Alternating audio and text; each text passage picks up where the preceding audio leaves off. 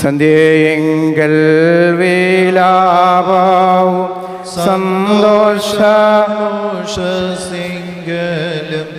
സന്ധ്യയെങ്കൽ വിലാപവും സന്തോഷസിംഗലും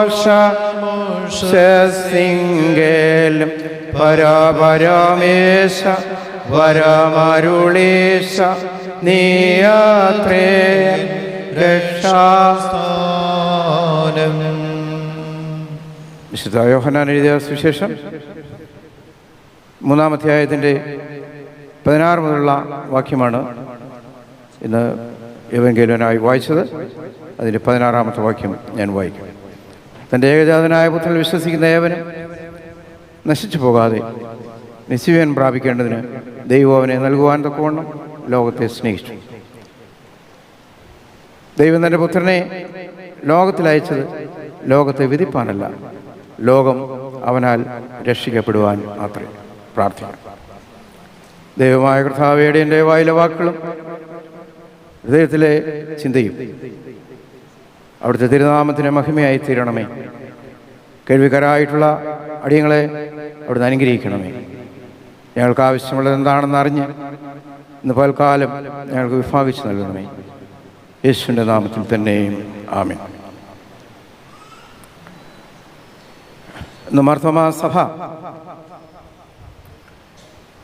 പരിസ്ഥിതി ഞായറാഴ്ചയായിട്ട് കൊണ്ടാടുന്ന ഒരു ദിവസമാണ്.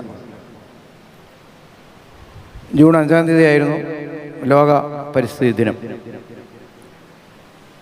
1973 ഐക്യരാഷ്ട്ര സഭ UNO പ്രകൃതിക്ക് പ്രാധാന്യം കൊടുക്കണമെന്നുള്ള ഉദ്ദേശത്തോടെ പ്രകൃതിയെയും പ്രകൃതി വിഭവങ്ങളെയും സംരക്ഷിക്കണമെന്നുള്ള ഉദ്ദേശത്തോടു കൂടി പരിസ്ഥിതി ദിനാചരണം ലോകത്തിൽ പ്രഖ്യാപിച്ചത് 1973. സകല ജീവികൾക്കും ഭൂമിയിൽ ഒരേ അവകാശം എന്നുള്ളതാണ് ഇതിൻ്റെ അർത്ഥം. ഇന്ന് സഭ പഠിപ്പിക്കുന്നത്, മിക്കവാറും പുൾപിറ്റുകളിൽ പ്രസംഗിക്കുന്ന വിഷയം സൃഷ്ടിയുടെ സമഗ്രത യേശുക്രിസ്തുവിൽ എന്നുള്ളതാണ്. സൃഷ്ടിയുടെ സമഗ്രത ക്രിസ്തുവിൽ എന്നുള്ളതാണ് ഇന്ന് പഠിക്കുന്നതായിട്ടുള്ള വിഷയം. ലോകത്ത് ജനിക്കപ്പെട്ട എല്ലാത്തിനും ദൈവ സൃഷ്ടിയിൽ ഒരു വലിയ പർപ്പസ് ഉണ്ട്. നമ്മുടെ വീട്ടിൽ നമ്മളെ കൊല്ലുന്നതായിട്ടുള്ള ചില വസ്തുക്കളുണ്ട്, ജീവികളുണ്ട്, ഉപദ്രവകാരികളാണ്. നമ്മൾ ഇറങ്ങി നടക്കുമ്പോൾ കൊല്ലുന്നതായിട്ടുള്ള ചിലതിനെയുണ്ട്. നമുക്ക് ശത്രുവായിട്ടുള്ളതെല്ലാം നമ്മുടെ ശത്രുപക്ഷത്താണ്, നമുക്കിഷ്ടമില്ലാത്തതെല്ലാം ശത്രുപക്ഷത്താണ്. എന്നാൽ ദൈവ സൃഷ്ടിയിൽ അതിനെല്ലാം ഒരു പർപ്പസ് ഉണ്ട് എന്നുള്ളത് പ്രത്യേകം ഓർക്കണം. അതുകൊണ്ട് ശത്രുവും മിത്രവും എന്നുള്ളതല്ല, എല്ലാവർക്കും ലോകത്ത് ഭൂമിയിൽ ജീവിക്കാനുള്ള അവകാശമുണ്ട്. ആ അവകാശത്തെ ഓർപ്പിക്കുന്നതായിട്ടുള്ള ദിവസമാണ് പരിസ്ഥിതി ഞായറാഴ്ച. മനുഷ്യരാശിയുടെ നിലനിൽപ്പിൻ്റെ അടിസ്ഥാനം എന്ന് പറയുന്നത് സഹവർത്തിത്വമാണ്. പരസ്പരം സഹകരിക്കുകയും പരസ്പരം സ്നേഹിക്കുകയും ചെയ്യുന്നതിലൂടെ, ആ സഹവർത്തിത്വം നിലനിർത്തുന്നതിലൂടെയാണ് സൃഷ്ടിയുടെ സമഗ്രത ഭൂമിയിൽ നിർവഹിക്കുവാൻ സാധിക്കുക.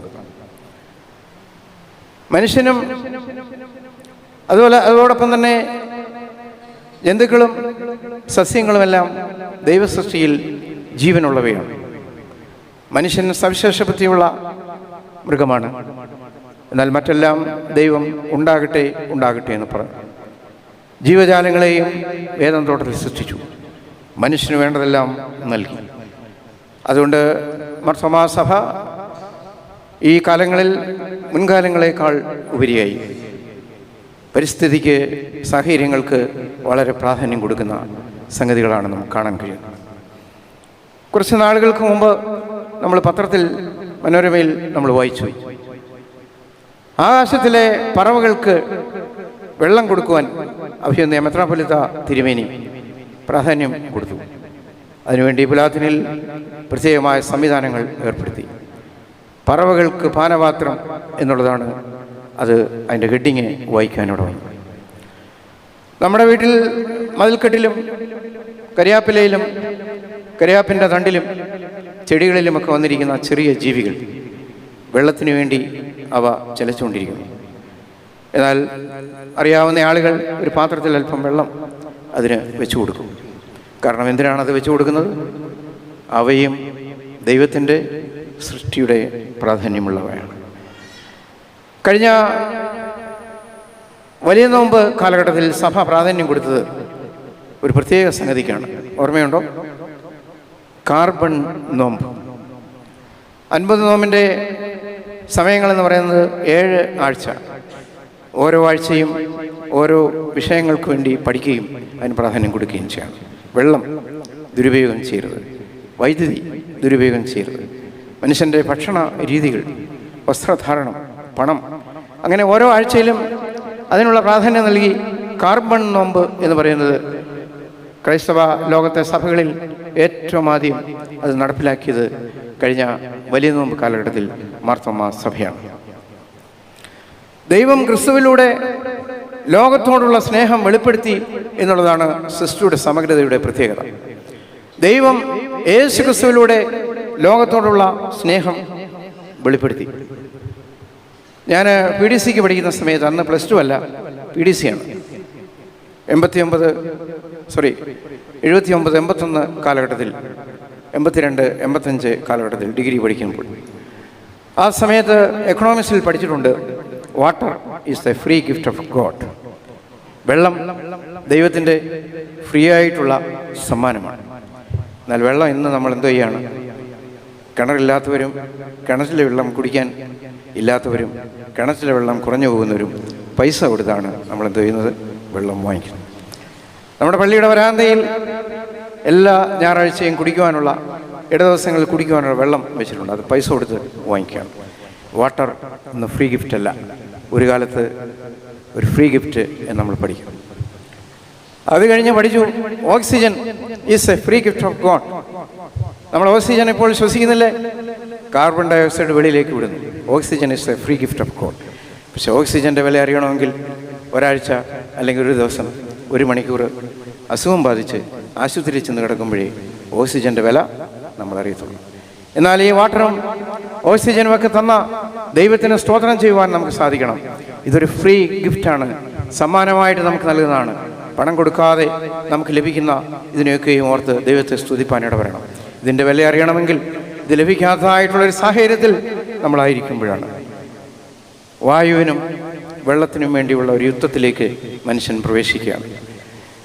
ഇന്ന് ലോകം ചിന്തിക്കുന്ന ഒരു കാര്യമുണ്ട്, ഇനി ഇപ്പോൾ നടന്നുകൊണ്ടിരിക്കുന്ന യുദ്ധം ആയുധം കൊണ്ടാണ് എങ്കിൽ, ഇപ്പോഴേ തുടങ്ങിയ ഒരു യുദ്ധമുണ്ട്, ശുദ്ധവായുവിനും ശുദ്ധവെള്ളത്തിനും വേണ്ടിയുള്ള യുദ്ധമാണ്. ഇന്ന് ഇന്ത്യയിലെ തന്നെ പല സംസ്ഥാനങ്ങൾ മറ്റ് സംസ്ഥാനങ്ങളുമായിട്ടുള്ള പ്രശ്നങ്ങൾ ഉണ്ടായിരിക്കുന്ന എന്തിനാണെന്ന് ചോദിച്ചാൽ, നദീതീരം പങ്കിടുന്നതിന് വേണ്ടിയാണ്, വെള്ളം പങ്കിടുന്നതിൻ്റെ വിഷയത്തിൽ വേണ്ടിയാണ്. അതുകൊണ്ട് വായുവിനും വെള്ളത്തിനും വേണ്ടിയുള്ള യുദ്ധമാണ് അടുത്ത യുദ്ധം എന്നുള്ളത് ഓർക്കണം. കഴിഞ്ഞ വർഷം വരെ ഞാനിരുന്ന പല പള്ളിയിലും ഞാൻ ഓർക്കുന്നു, യുവജന സഖ്യത്തിൻ്റെ വകയായി ഫ്രീ ആയിട്ട് ചെടി കൊടുക്കും, മരങ്ങൾ കൊടുക്കും. അതുപോലെ തന്നെ വൃക്ഷലതാദികൾ അവ വിതരണം ചെയ്യും. അപ്പം ഞാൻ പറയും, ഈ വിതരണം ചെയ്ത് ഫോട്ടോ എടുക്കുന്നതിലല്ല, ഇതെവിടെ പോയി, ഇതെങ്ങനെ വളർന്നുവെന്ന് ഒന്ന് അന്വേഷിക്കണമെന്ന് പറയും. അപ്പോൾ ഇന്ന് എത്രയോ നാളുകൾ കൊണ്ട് ലക്ഷക്കണക്കിന് തൈകളും മരങ്ങളും നടുന്നു. എന്നാൽ അത് വെറും ഫോട്ടോ എടുപ്പിന് മാത്രം ഒതുങ്ങി നിൽക്കുന്ന ഒരു സംവിധാനമായി മാറിയിരിക്കുന്നു. ചിലപ്പോൾ ചിലരൊക്കെ വളർന്ന് കാണുമായിരിക്കും. എന്നാൽ നമ്മളൊരു അന്വേഷണം നടത്തിയാൽ ഈ ലക്ഷക്കണക്കിന് നട്ടതിൽ ഒരു 5% മാത്രമേ ഇന്ന് നിലനിൽക്കുന്നുള്ളൂ. ബാക്കി ആളുകളെ സംരക്ഷിക്കുന്നില്ല. അതുകൊണ്ട് ഇത് നടുക മാത്രമല്ല, ഇതിനെ പരിപാലിക്കുവാൻ കൂടിയുള്ള ഉത്തരവാദിത്വം നമുക്കുണ്ട്. അതുകൊണ്ടാണ് സൃഷ്ടിയുടെ സമഗ്രത എന്നുള്ള വിഷയം പഠിക്കുന്നത്. കഴിഞ്ഞ ഞായറാഴ്ച ഞാൻ പ്രസംഗിച്ചപ്പോൾ 2-3 കാര്യങ്ങൾ ഓർപ്പിച്ചത് നിങ്ങൾ ഓർക്കുമല്ലോ. വിദ്യാലയ വർഷാരംഭ ശുശ്രൂഷ അനുബന്ധിച്ച് അധ്യാപകർക്കും കുഞ്ഞുങ്ങൾക്കും വേണ്ടി ചില കാര്യങ്ങൾ എൻ്റെ അനുഭവത്തിലൂടെ ഞാൻ പഠിപ്പിക്കുകയുണ്ടായി. Never miss the opportunity. ഒരിക്കലും അവസരങ്ങളെ നഷ്ടമാക്കി കളയരുത്. Experience is a great thing. Experience is a great teacher. പരിശീലനമാണ്, നമ്മുടെ എക്സ്പീരിയൻസാണ് ഏറ്റവും വലിയ അധ്യാപനം എന്ന് പറയുന്നത്. മൂന്നാമത് ഞാൻ പറഞ്ഞു ലോയൽറ്റി ആൻഡ് ഫെയ്ത്ത്ഫുൾനെസ്, അത് ജീവിതത്തിൻ്റെ സ്വഭാവമായി മാറണം എന്നുള്ളതാണ്. അതിനോടനുബന്ധിച്ച് ഇന്നത്തെ ദിവസത്തിൻ്റെ പ്രാധാന്യം ഉൾക്കൊണ്ട് മറ്റ് ചില സംഗതികൾ കൂടി പറയുവാൻ ഓർപ്പിക്കുകയാണ്. ജീവിതത്തിൽ സത്യവും കൃത്യവും വൃത്തിയും ഉള്ളവരായിരിക്കണം. സത്യം, കൃത്യം, വൃത്തി. അതുകൊണ്ട് കുഞ്ഞുങ്ങളും പഠിക്കണം, വലിയവരും പഠിക്കണം. സത്യം, കൃത്യം, വൃത്തി നമ്മൾ പഠിക്കണം. നമ്മുടെ വീടും പരിസരവും ഒക്കെ വളരെ ക്ലീനായി ഇടുവാനായിട്ട് സാധിക്കണം. ഇപ്പോൾ മഴക്കാലമാണിനി. ഈ മഴക്കാലം പല സാംക്രമിക രോഗങ്ങളും ഉണ്ടാകുന്ന സന്ദർഭങ്ങളുണ്ടാകും. അതിനെയൊക്കെ ഒഴിവാക്കുവാൻ നമ്മുടെ സമൂഹവും മുറികളും വീടും ഒക്കെ വളരെ വൃത്തിയായി ശുചിയായി ഇടുവാൻ സാധിക്കണം. മാതാപിതാക്കൾ കുഞ്ഞുങ്ങളെ പഠിപ്പിക്കണം. ഒരു തുണ്ട് കടലാസ് പോലും, ഒരു മിഠായിയുടെ കടലാസ് പോലും മുറ്റത്തോ മുറികളിലോ ഇടുവാൻ ഇടവരരുത്. ഒരു തുണ്ട് കടലാസ് പോലും മുറ്റത്തിടുവാൻ ഇടവരരുത്, മുറികളിൽ ഇടുവാൻ ഇടവരരുത്. അതൊരു പ്രത്യേക സ്ഥലത്തിട്ട് അത് ഉന്മൂലനം ചെയ്യുവാനായിട്ട് നമുക്ക് സാധിക്കണം. ക്ലീനിങ് അത് വളരെ പ്രധാനമാണ്. രണ്ടാമത് നീറ്റ്നെസ്. ജീവിതം എപ്പോഴും വളരെ നീറ്റായിരിക്കണം. സത്യം, കൃത്യം, വൃത്തിയുള്ളതായിട്ട് മാറണം. സത്യമുള്ളതായിരിക്കണം ജീവിതം, കൃത്യമായിട്ടുള്ള ജീവിതമായിരിക്കണം, വൃത്തിയുള്ള ജീവിതമായിരിക്കണം. Cleaning, neatness. ടൈം പങ്ക്ച്വാലിറ്റി, സമയനിഷ്ഠ, അത് ജീവിതത്തിൽ എപ്പോഴും ആവശ്യമാണ്. രാവിലെ കുഞ്ഞുങ്ങളോട് ഞാൻ പറഞ്ഞു 7:30 മണിക്കാണ് സൺഡേ സ്കൂൾ, എല്ലാവരും 7:30 മണിക്ക് വരണം. ആ കൂട്ടത്തിൽ വേറൊരു കാര്യം കൂടെ പറഞ്ഞു, ഇത് IAS പഠനമൊന്നുമല്ല, വരാനോ വരാതിരിക്കാനോ നമുക്ക് ഉത്തരവാദിത്വമുണ്ട്. എന്നാൽ സ്വയം ഡിസിപ്ലിന് വിധേയമായി, നമ്മൾ സ്വയം ശിക്ഷണത്തിന് വിധേയമായി നമ്മുടെ ധാർമ്മിക മൂല്യങ്ങൾ വളരുവാൻ, നല്ല സ്വഭാവമുള്ളവരായി തീരുവാൻ വേദപുസ്തക പഠനത്തിലൂടെ ഇടവരുന്നത് കൊണ്ട് സ്വയം ഡിസിപ്ലിന് വിധേയമായിട്ടാണ് നമ്മൾ വരുന്നത്. Dress code. Dress code reveals our identity. വസ്ത്രധാരണം എന്ന് പറയുന്നത് നമ്മൾ ആരാണെന്ന് നമ്മളെ കാണിക്കുകയാണ്. ഞാനിരുന്ന ഒരു പള്ളിയിൽ ഞാൻ ഓർക്കുന്നു, വിശുദ്ധ കുർബാനയ്ക്ക് 1-2 പയ്യന്മാർ ഈ പുലിയുടെ പടമുള്ള ടീഷർട്ട് ഇട്ടുകൊണ്ട് വരും. കോളറും ഇല്ല, ഒന്നുമില്ല, വോളിബോൾ കളിക്കാൻ പോകുന്ന വേഷമാണ്. അപ്പോൾ ഒരു പ്രാവശ്യം ഞാൻ പറഞ്ഞു ഇനി ഇങ്ങനെ വരരുത്. രണ്ടാമത് പറഞ്ഞു ഇനി വരരുത്. മൂന്നാമത്തെ ദിവസം ഞാൻ വന്നപ്പോൾ ഞാൻ പറഞ്ഞു ഒരു 10 മീറ്റർ തുണി ഞാൻ ഇവിടെ സൂക്ഷിച്ച് കൊണ്ടുവന്നിട്ടുണ്ട്. ഷർട്ട് കഴിക്കാൻ ഇല്ലാത്തവർക്കെല്ലാം ഈ 2 മീറ്റർ ഇപ്പോൾ വീതിച്ചേരുന്നതാണ് പറഞ്ഞു. 4-ാമത്തെ ആഴ്ച അത് ആവർത്തിച്ചില്ല. ഡ്രസ് കോഡ് റിവീൽസ് അവർ ഐഡൻറ്റിറ്റി. അത് കുഞ്ഞുങ്ങളാണെങ്കിലും, പഠിക്കാൻ പോകുന്ന കുഞ്ഞുങ്ങളാണെങ്കിലും, ഷോപ്പിംഗ് മാളിൽ പോകുന്നവരാണെങ്കിലും, സേവാസംഘത്തിന് പോകുന്നവരാണെങ്കിലും, എഡോമേഷന് പോകുന്നവരാണെങ്കിലും, സംഘടനകളിൽ പ്രവർത്തിക്കുന്നവരാണെങ്കിലും, ഡ്രസ് കോഡ് റിവീൽസ് അവർ ഐഡൻറ്റിറ്റി. ഞാൻ ആദ്യം പറഞ്ഞു തുടങ്ങി, നമ്മളെ പലരും ശ്രദ്ധിക്കുന്നുണ്ടെന്ന് നമ്മൾ ഓർക്കണം. നമ്മുടെ വസ്ത്രധാരണം നമ്മുടെ സ്വഭാവത്തെ വിളിച്ചറിയുന്നവയാണ്. അതുകൊണ്ടാണ് ഈ അച്ഛന്മാർക്കൊരു പ്രത്യേക വസ്ത്രമൊക്കെ ഉണ്ട്. കൊയറുകാർക്ക് യൂണിഫോം ഇല്ല, ഇവിടെ ഉണ്ടല്ലോ, കാണുമല്ലോ, യൂണിഫോം ഉണ്ട്. അപ്പം ഇത് വരുന്നത് ആരാധനയ്ക്ക് വരുമ്പോൾ അല്പം വൈറ്റ്നെസ് ഉള്ളത്. ഞാനിരുന്ന ചില പള്ളികളിൽ ഞാൻ ഓർക്കുന്നുണ്ട്, നല്ല കളർഫുള്ളായിട്ട് ആളുകൾ വരും. അപ്പോൾ അവരോട് ഞാൻ ചോദിച്ചു, രഹസ്യമായി ചോദിച്ചപ്പോൾ അവർ പറഞ്ഞു, ഞങ്ങൾക്ക് നല്ല ഇതുപോലുള്ള കൂടിയ സാധനങ്ങളൊക്കെ ഉണ്ട്, അത് ഇട്ടുകൊണ്ട് വരാൻ പറ്റിയ അവസരം എന്ന് പറയുന്നത് പള്ളിയിലേ ഉള്ളൂ. കാരണം ജോലിക്ക് പോകുമ്പോൾ യൂണിഫോമിലാണ് പോകുന്നത്, പിന്നെ വേറെ എവിടെ ഇത് ഇടുന്നത്? ചാക്കാലയ്ക്ക് പോകുമ്പോൾ ഇത് ഇടാൻ പറ്റത്തില്ല. പിന്നെ ഒക്കുന്ന കല്യാണം വരുമ്പോൾ, അത് വല്ലപ്പോഴും ഒരു കല്യാണം കിട്ടത്തുള്ളൂ, പിന്നെ പള്ളിയിലാണ് അവസരം എന്ന് പറയുന്നത്. അപ്പോൾ ഞാനൊന്നും മറുപടി പറഞ്ഞില്ല. അല്പം വൈറ്റ്നസ് ഉള്ളത്. ഡ്രസ് കോഡ് റിവീൽസ് അവർ ഐഡൻറ്റിറ്റി. ജീവിതത്തിൽ അടുക്കും ചിട്ടയും ഉള്ളവരായിട്ട് മാറും. അടുക്കും ചിട്ടയും ഉള്ളവരായിട്ട് മാറും. സാധാരണ ഈ ബിഷപ്സ് പള്ളികൾ സന്ദർശിക്കുമ്പോൾ പറയും, സൈഡ് റൂമിൽ വരുമ്പോഴറിയാം പള്ളിയുടെ മാഹാത്മ്യം, പാസ്നേൻ്റെ മുമ്പിൽ വരുമ്പോഴറിയാം അവിടെ താമസിക്കുന്നവരുടെ മാഹാത്മ്യം. അതുകൊണ്ട് നമ്മളെപ്പോഴും അടുക്കും ചിട്ടയും ജീവിതത്തിൽ ഉള്ളവരായിട്ട് മാറും. വൃത്തി നമ്മൾ പഠിപ്പിക്കണം. സൃഷ്ടിയുടെ സമഗ്ര ദൈവമെല്ലാം വൃത്തിയായിട്ട് ചെയ്തു. സ്ഥലമുണ്ടെങ്കിൽ പച്ചക്കറിയും സസ്യങ്ങളും നമ്മൾ നടണം. ഇനി സ്ഥലമില്ലെങ്കിൽ ഒരു 4-5 ചട്ടി നമ്മൾ വാങ്ങിച്ച് അതിനകത്ത് ചെറിയ ചെറിയ ചെടികളൊക്കെ വെക്കുന്നത് വളരെ നല്ലതാണ്. ഇന്നിപ്പോൾ ഭൂമി ഇല്ലാത്തവർ ചട്ടിയിലും ചാക്കിനകത്ത് മണ്ണ് നിറച്ച് അതിനകത്തുമൊക്കെ ചേനയും കാച്ചിലും ഒക്കെ നടുന്നുണ്ട്. നമ്മുടെ തന്നെ 1-2 വീടുകളിൽ ഇങ്ങനെ കൃഷി ചെയ്ത് നല്ല ഭംഗിയായിട്ട് വെച്ചേക്കുന്നത് ഞാൻ കണ്ടിട്ടുണ്ട്. അപ്പോൾ നമുക്ക് അതൊക്കെ ചെയ്ത് ജീവിതത്തിൽ മറ്റുള്ളവർക്ക് മാതൃക കാണിക്കാനായിട്ട് നമുക്ക് സാധിക്കും.